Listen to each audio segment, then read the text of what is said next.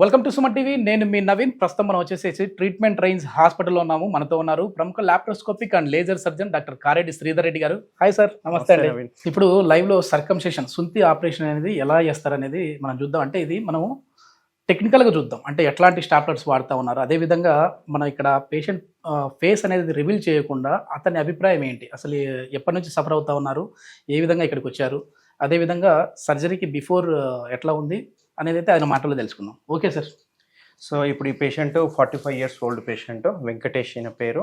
ఖమ్మం నుంచి వచ్చారు, నేను చెప్పాను కదా. సో ఈ పేషెంట్కి ఏంటంటే డయాబెటీస్ ఉంది. డయాబెటీస్ వల్ల చర్మం అనేది వెనక్కి పోదు. ఓకే. షుగర్ అటాక్ అనే వాళ్ళకి ఏమవుతుందంటే చర్మం వెనక్కి పోకపోవడం వల్ల చర్మం థిక్ అయిపోయి క్రాక్స్ ఫామ్ అవుతుంటాయి. ఇట్లా క్రాక్స్ ఫామ్ అయిన తర్వాత క్రాక్స్ నుంచి సెకండరీ ఇన్ఫెక్షన్ వెళ్ళిపోవడము అండ్ జిగుర్లాక రావడము, పెయిన్ రావడము, విపరీతమైన మంట రావడము, ఇంటర్కోర్స్ చేసిన తర్వాత మళ్ళీ వారం 10 రోజుల వరకు ఇంటర్కోర్స్ చేయడానికి భయపడతారు. ఎందుకంటే విపరీతమైన పెయిన్ ఉంటుంది. అంటే డయాబెటిక్ ఉన్న వాళ్ళందరికీ పరిస్థితి 100% ఏదో ఒక టైంలో వచ్చేస్తారు. ఇనిషియల్గా రాకుండా ఎప్పుడోసారి వస్తారు, కానీ చెప్పుకోలేదు. సో దీనివల్ల ఏమవుతుందంటే ఒకసారి బ్లీడింగ్ వచ్చే అవకాశాలు ఉంటాయి, ఒక్కొక్కసారి మంట వస్తుంది, ఒకసారి బ్లీడింగ్ మన బర్నింగ్ సెన్సేషన్ ఉంటుంది, వెన్నికి రాదు, కొన్నిసార్లు వెన్నికి వచ్చి ముందలికి రాదు. ఇట్లాంటి ఇష్యూస్ అవుతుంటాయి.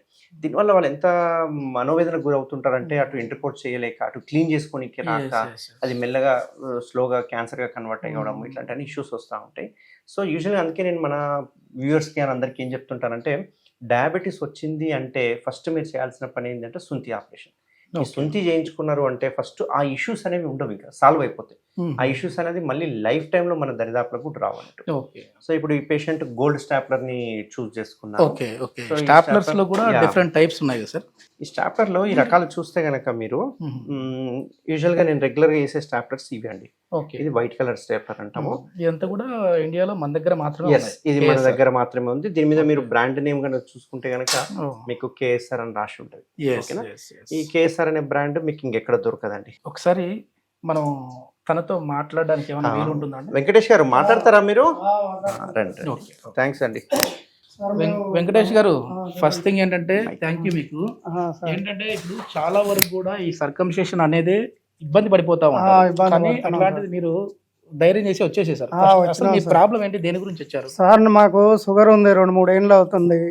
దానివల్ల మేము ఇబ్బంది వస్తుంది, ఫ్యామిలీ వల్ల గొడవలు. నేను చచ్చిపోదామని కూడా అనుకున్నా.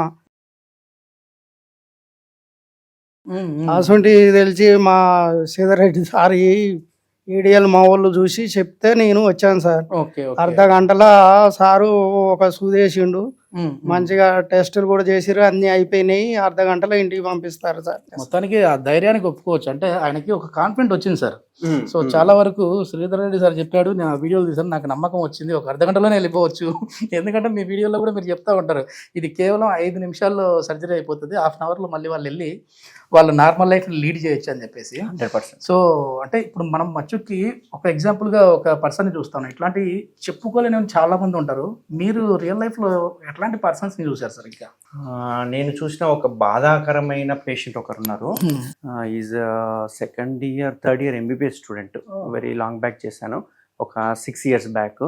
ఆ అబ్బాయి వచ్చిండు కొంచెం బెలనైటిస్తో పాటు BXO అంటాం, దాని BXO అంటే బెలనైటిస్ జీరోటికా ఆబ్లిటరెన్స్ అంటాం. ఆ అబ్బాయి నా దగ్గరకు వచ్చిండు, నేను మెడికోన్ సార్, నాకు ఇట్లా ప్రాబ్లం ఉంది, నాకు చెయ్యండి మీరు, అది ఇది అని అన్నాడు. మంచి కౌన్సిలింగ్ ఇచ్చాము, చాలా డౌట్లు అడిగిండు, అట్లాంటివి ఏమి ఉండవు, చాలా బాగా అవుతుంది, ఇది హ్యాపీగా ఉంటుంది, చేయించేసుకో అని చెప్పాము. అంతా చేయించేసుకున్నాడు.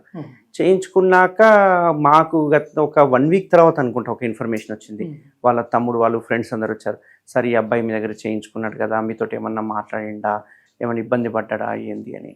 ఎందుకు ఇవన్నీ అడుగుతున్నారు, ఏమైంది అసలు అంటే, అబ్బాయి నీళ్ళ దుంకి సూసైడ్ చేసుకున్నాడు సార్ అని.